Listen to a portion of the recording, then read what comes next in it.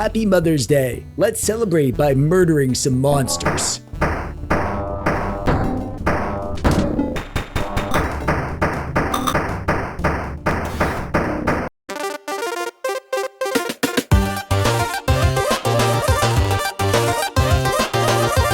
Hey there, how's it going? I'm TechDweeb, welcome. Thanks for clicking on the video today. This weekend is Mother's Day, and like a good son, I'm gonna take my mom out for a good time. Which probably means antiquing and going to an expensive dinner that she'll only eat 3 bites of. And then I'll take the rest home and eat it later at night.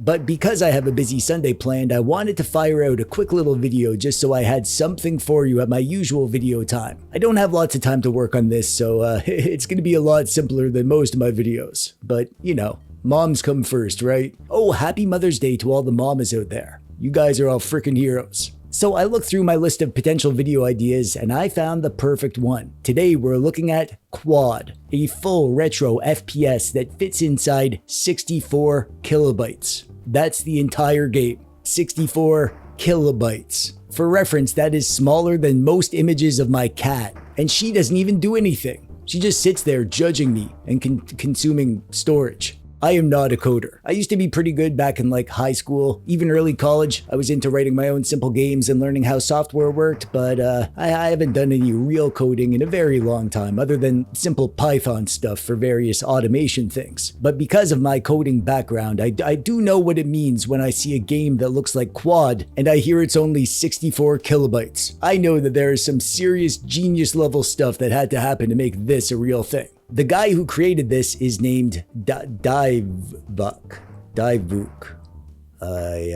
I don't know how to say that. I'm sorry, Dweeb. We'll get into how he actually made this in a bit because that's probably the most interesting thing about it, but let's talk about the game itself first. This is a Quake-like game.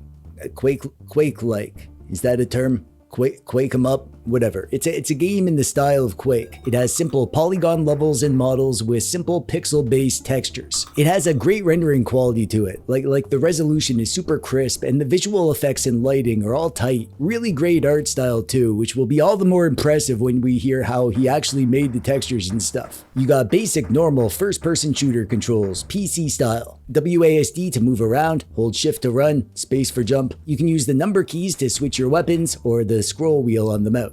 And that's kind of it. It's pretty bare bones, but that's totally fine with me. It's like the simplest version of a PC first-person shooter. You guys know how much I like modern games that feel retro. And if you didn't know that, then now you do. This game gives me serious nostalgic Quake vibes with even a little bit of the original Half-Life in there because the controls and the movement are so tight. The video you're seeing in the background is most of the game. I think it took me about 11 minutes to get through from start to finish. If I planned this right, I should get through basically the whole game before the end of this video. So you just need to listen to me blab on for 11 straight minutes and you'll see the whole thing. What a gift. We've got a few different kinds of enemies to murder, some of these like cultist looking grunts, and some big orc soldier guys, and some spooky floating skulls. And it even ends with a boss fight, as you'll see. We get a few different weapons to use, an axe for melee, a sort of pistol handgun thing, that's your default weapon, and a machine gun nail gun kind of thing. And a big old shotgun. And there's pickups. You can find ammo and health and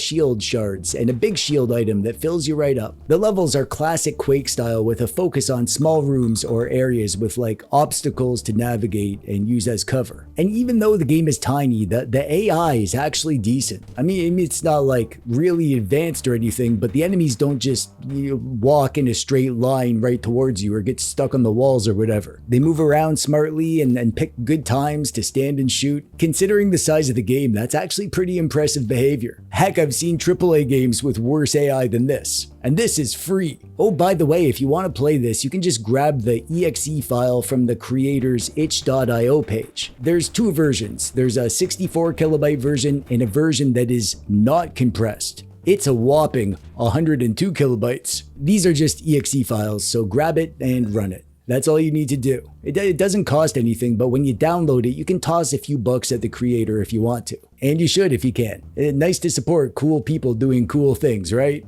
The game isn't long. Like I said, it only took me like 11 minutes or whatever, but it is a ton of fun. And I didn't realize this until after the first level, but there is actually some secrets that you can find. So you'll probably get at least 2 playthroughs out of it if you want to see everything. The creator, Dweeb, he made a whole video explaining how QUOD works, and I'm gonna link to that below because honestly, you should absolutely watch it because the dude is operating on a level of wizardry that makes my brain feel not good.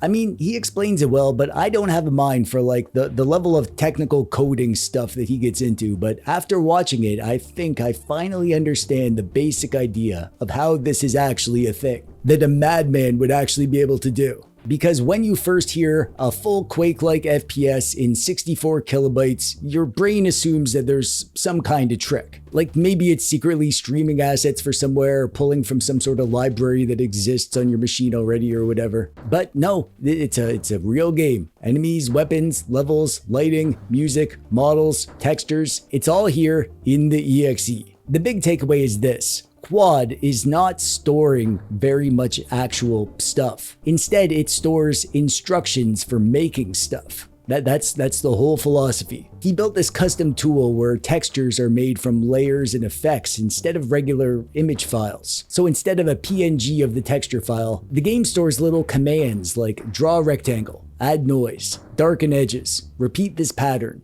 and it's that kind of thing. And that list of stuff is way smaller than storing an actual image. And because computers are basically terrifying math ghosts trapped in glowing rocks, the game can build those textures when it launches. When you start it up, the game builds itself in all the assets. It's not like it's complicated art, so it's actually a genius way to handle this. Because like this, the game doesn't have to carry around giant art files. It carries recipes for art. Same thing with the models. Most 3D games store detailed geometry. QUOD aggressively simplifies everything. He mirrors models, so he only has to store half of them. He heavily limits vertex counts. Animations are tiny, UV coordinates are tiny. Every single piece of information is treated like precious, valuable byte real estate. And honestly, one of the coolest parts is that he still made the game in a pretty normal looking way. The levels were built in Trench Broom, which is it's a Quake level editor thing. That surprised me. I kind of expected the maps to be generated from pure math or whatever, but no, he actually designed the maps. The levels, it's all handmade. However, he did compress the heck out of the geometry afterwards. And he explains the compression tricks, and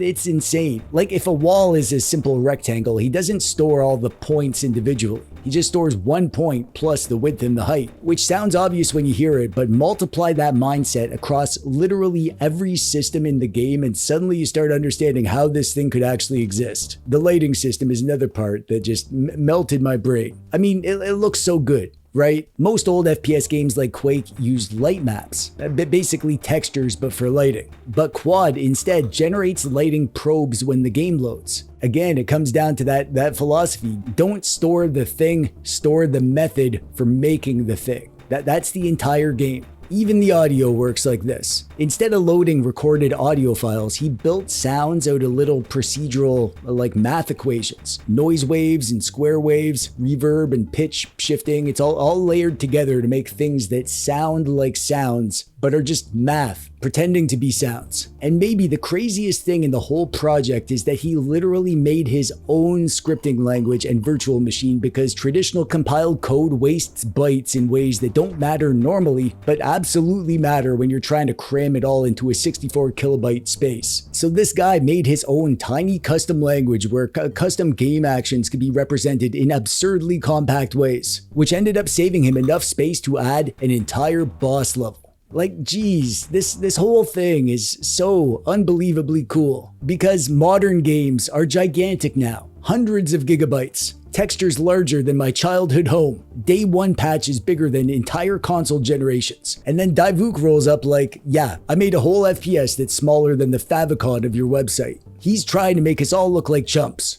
And he succeeds. We are chumps. Listening to him talk and explain this, it really changes how I think about games. Not because modern developers are lazy or anything like that. Modern games are doing wildly more complicated things, but projects like QUOD remind me how much of a game development is cleverness, working within constraints with like tricks and illusions. Video games have always kind of been smoke and mirrors. QUOD just turns that into an art form.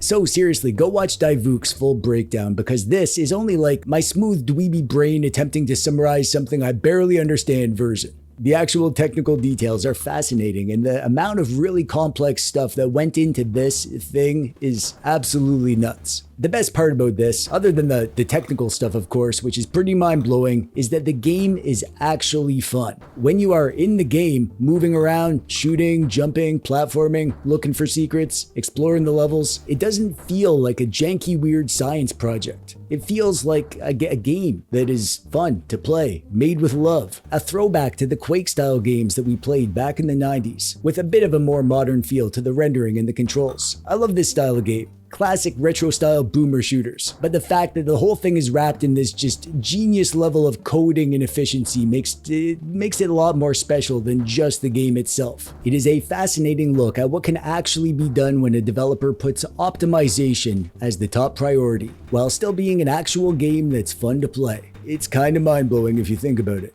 But don't think too hard. I wouldn't want your mind to blow. Not on Mother's Day. Your mom needs you to take her antiquing. Anyways, if you want to celebrate Mother's Day by splattering monster guts all over a mathematically generated pixel world, definitely check out the link in the thingy below. Toss the creator a few bucks if you liked it, and toss me a like and subscribe if you like this video. This was a quick one-off for me, and I hope you enjoyed it enough. But stay tuned, because I have some seriously fun videos planned for the next bit. Now, if you'll excuse me, I have a hot date with a lovely lady with a taste for vintage teacups. I'm TechDweeb, thanks for watching. Happy Mother's Day. Bye-bye.